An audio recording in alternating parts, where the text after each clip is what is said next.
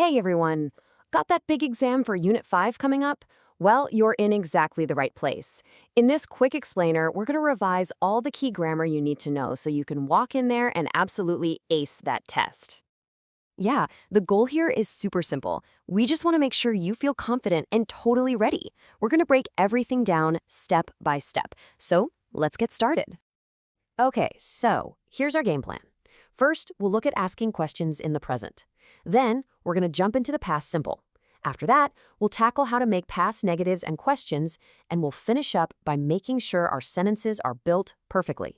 Just stick with me, and I promise you'll be totally ready. All right, first up, let's talk about asking questions in the present. You know, for things we do all the time, our routines and facts. This is all about the present simple. Okay, so as you can see here, we've got two main types of questions in the present simple. The first kind are yes-no questions. Pretty easy, right?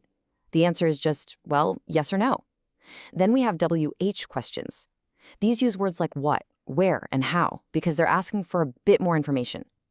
Let's look at how to build them. So building these yes-no questions is actually really straightforward. It's like a simple formula. You just start with do or does, then you add the subject, and then the verb, just in its basic infinitive form. Remember that example we saw earlier? Do you go to the doctor often? See? It follows that pattern perfectly. Now, for those W questions, this structure is super similar. We just add one little thing right at the beginning, the question word itself. So for a sentence like, where do most people work? That where is asking for info about a place. But the rest of the sentence, it's exactly the same structure. Okay, now it's your turn to try. Have a look at this sentence. Many people work for this hospital. How would you turn that into a yes-no question? Go ahead and pause this explainer right now and give it a shot. And we're back. So, how'd you do? Did you get it?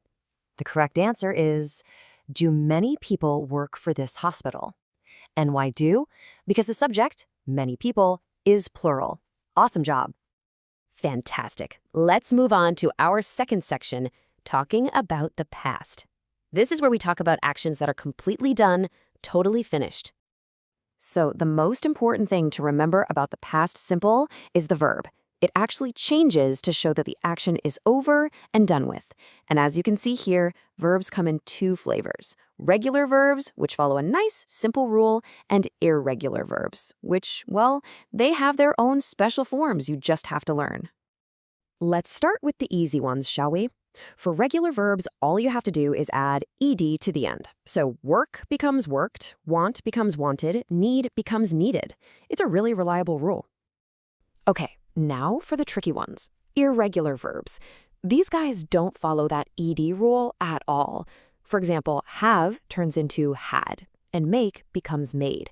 There's no secret code here, you really just have to memorize them. A little pro tip, using flashcards can be a huge help with these. All right, let's test that memory of yours with a really common irregular verb from your book. What's the past simple form of the verb speak? Go on, pause for a second, and see if you know it.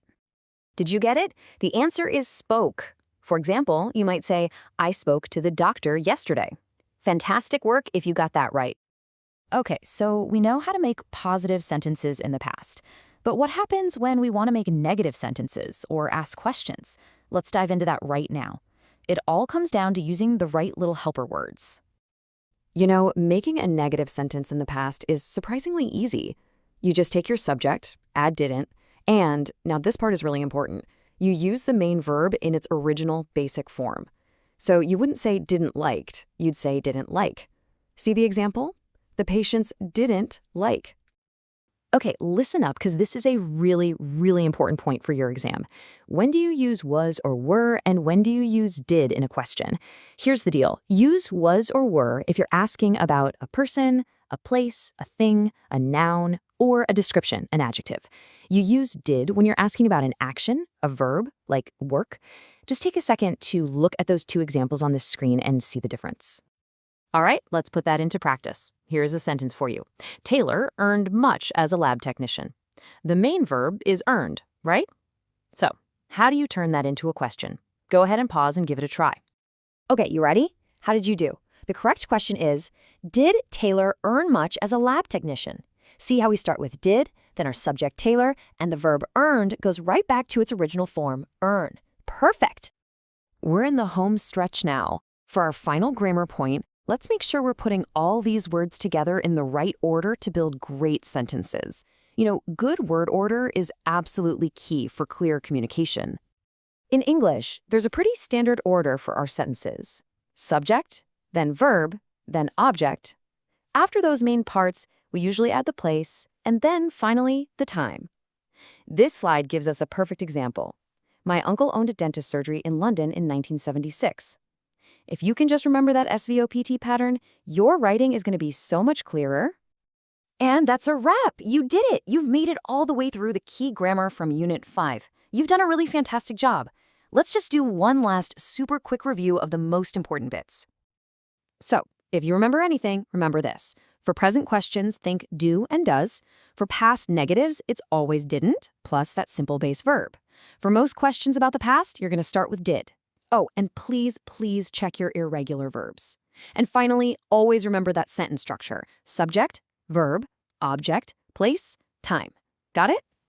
Hey, thanks so much for revising with me today. Seriously, you've put in the work, so you should walk into that exam feeling really confident. Good luck. And hey, if this explainer was helpful, do me a favor and subscribe. And make sure you press that bell icon. That way you won't miss the next one. Bye for now.